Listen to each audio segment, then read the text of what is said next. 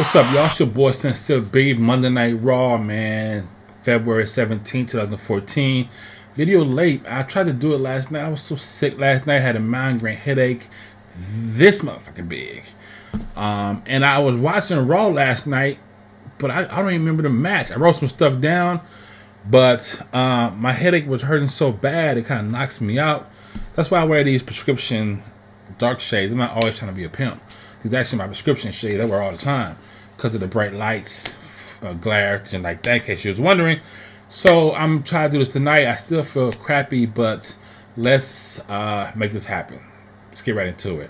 So this is Monday Night Raw. To me, again, last week's SmackDown was, again, better than this Raw. So we'll see what this week's SmackDown is going to be like.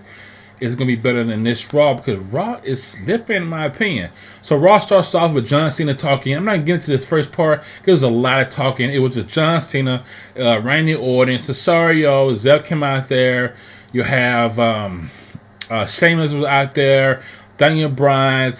Pretty much everybody that's going to be in the Elimination Chamber talking about who's going to do what. That's pretty much what that first part was about. First match was Daniel Bryan versus Christian.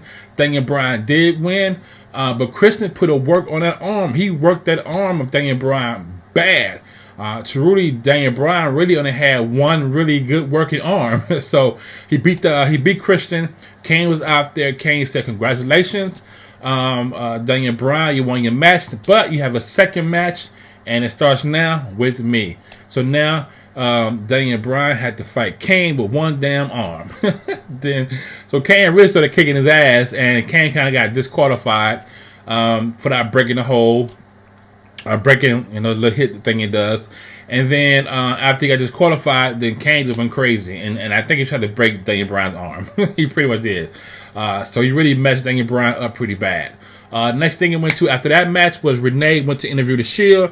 And she was talking to Roman Reigns because Roman Reigns was going to fight Mark Henry. So she asked him about Mark Henry. Of course, Ambrose jumped in and said, Mark Henry ain't nothing. He's soft.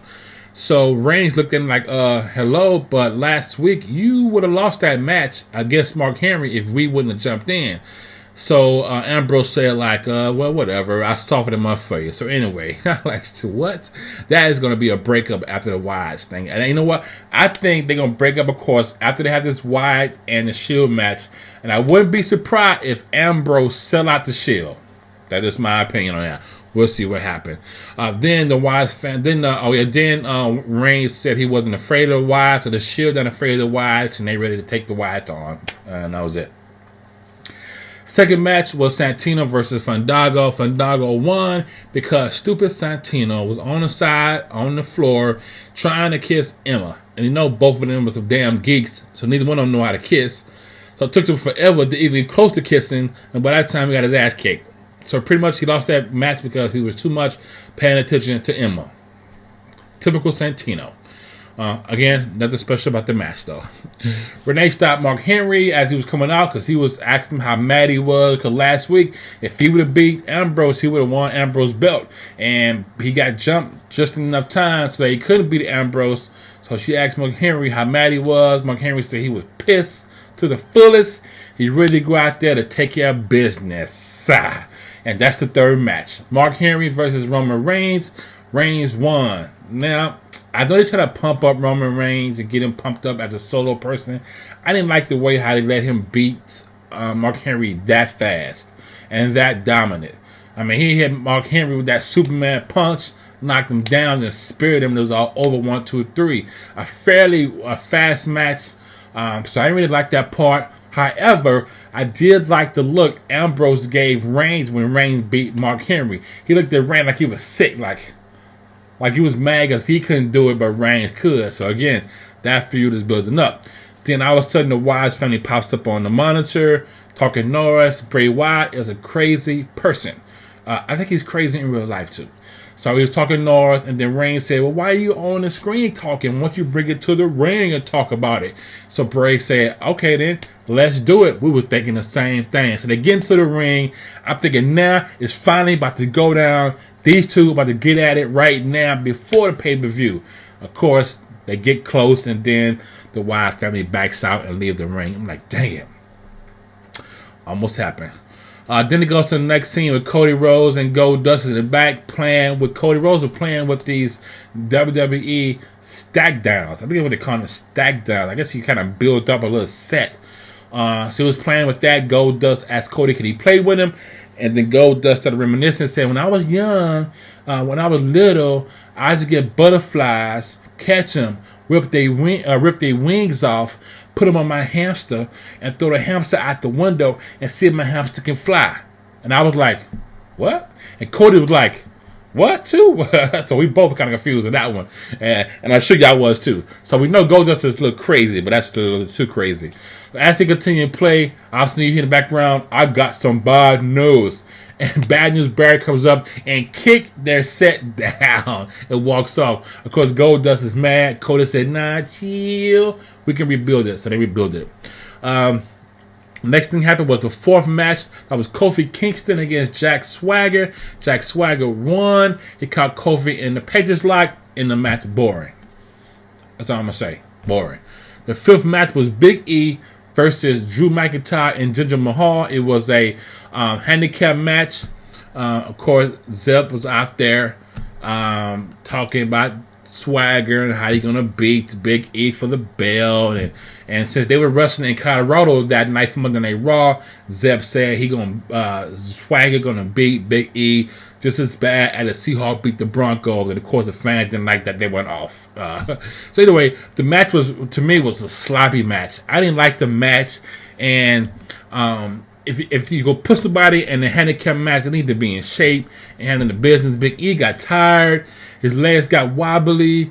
He couldn't how to pick up, McIntyre. He couldn't how to pick up Jinder Mahal. He did get him in the Big E, but it was just sloppy to me, and I kind of lost some points for Big E on that one. I think they kind of hurt Big E in the popularity. People still like him. I'm glad he's champion, but he kind of lost some cool points on me with that one because he looked really sloppy. So the match wasn't all that to me, and that was it pretty much. Next thing they went to, of course, they're still celebrating Black History Month.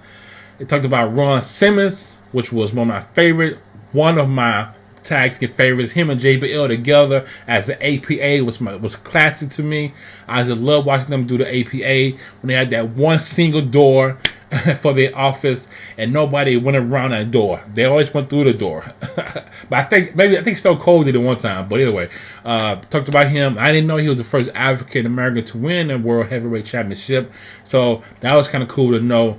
But even doing this whole thing now that I'm starting doing with the WWE, which was a good suggestion by one of the subscribers, I'm finding myself learning more and getting more in depth. I watched wrestling for years, but now doing this makes me get more in depth to people's names and things like that. So I'm actually enjoying this a lot, and I hope you guys enjoying it too. But I'm actually having fun doing this. All right, let's move on. Move on.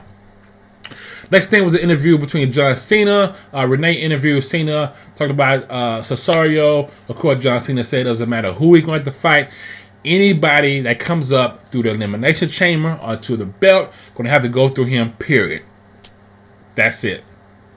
The sixth match with John Cena versus Cesaro. Cena did win, but I'm going to give it to Cesaro. Cesaro held his own, man. It was a good match overall. This was the best match of the night for me. We had two big, strong guys doing some nice big power stuff, some nice big power lifting. When John Cena got ready to put the on like this here, Cesaro somehow flipped over that and landed on his feet. I ain't never seen nobody do that to that move for me.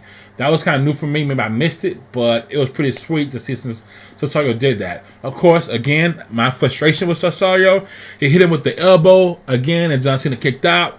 You got to get that stupid Luchalizer. Of course, that wasn't going to work. And then John Cena caught him, and then boom, 1, 2, 3, it was over. So great match overall. Next thing it went to with Randy Orton in the back kissing Triple H ass, saying how he appreciate all the stuff that the Authority have done for him.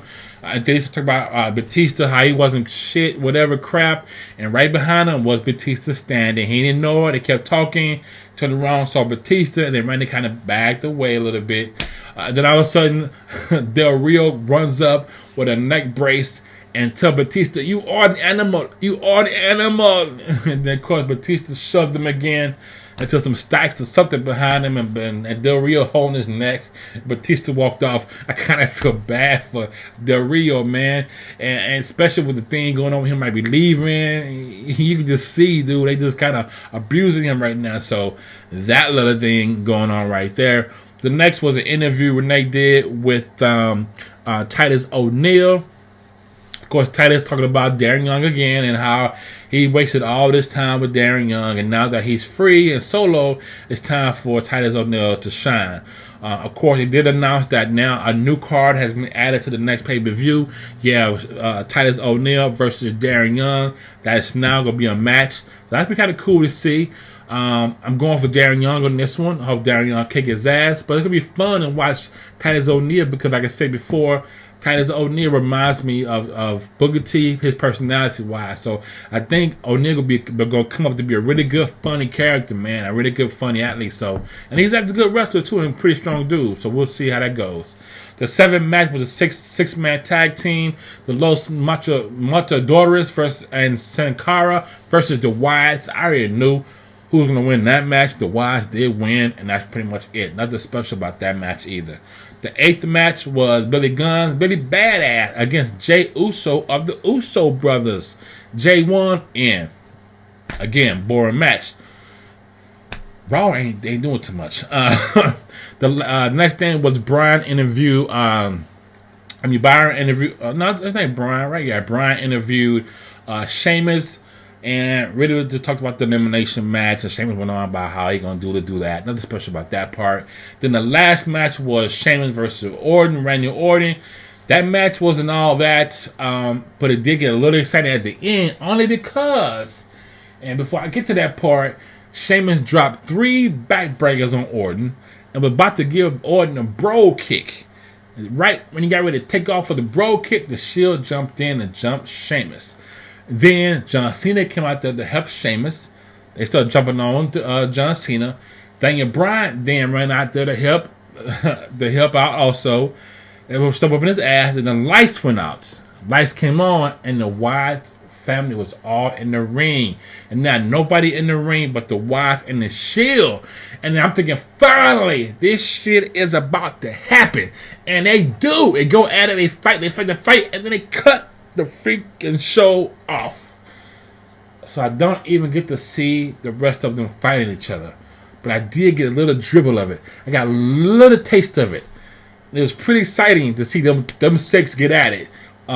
So that's the way it ended. It ended with the Shield and the Wyatts family throwing down the ring and the show cut off. So overall, the show, again, it's entertainment, but it's not as good as SmackDown.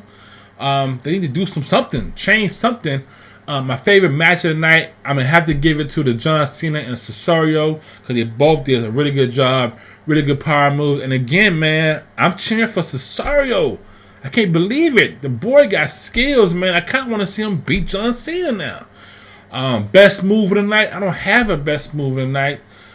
I'm going to have to say probably Roman Reigns giving Mark Henry the Superman punch. And I'm going to say Cesaro again. And it's not really a move. It was actually getting out of John Cena finish move. That was pretty tight. So that was my 2 picks for that part. But again, nothing exciting about Raw. But anyway, it's still entertainment. It's still wrestling. I still love it. I hope you love it too. It's your boy Sincere B. I hope you enjoyed the video. Please give the video a thumbs up. That helps a brother a lot. Don't forget to share the video. And if you haven't subscribed, please subscribe to my channel. I'll be back tomorrow night, if all is well, with my review of Wednesday Night Main Event. And then, hopefully, I get some good rumors and some good news, too, to throw in that, because that's only an hour long. So we hope it's set to tomorrow. And then Saturday, I have my review up of Friday Night SmackDown. And we'll see how good it is compared to Raw. Because so far, SmackDown has been smacking Raw down. All right, it's the boy Sincere B. I'll be back soon with more videos, y'all. I'm out of here. Peace.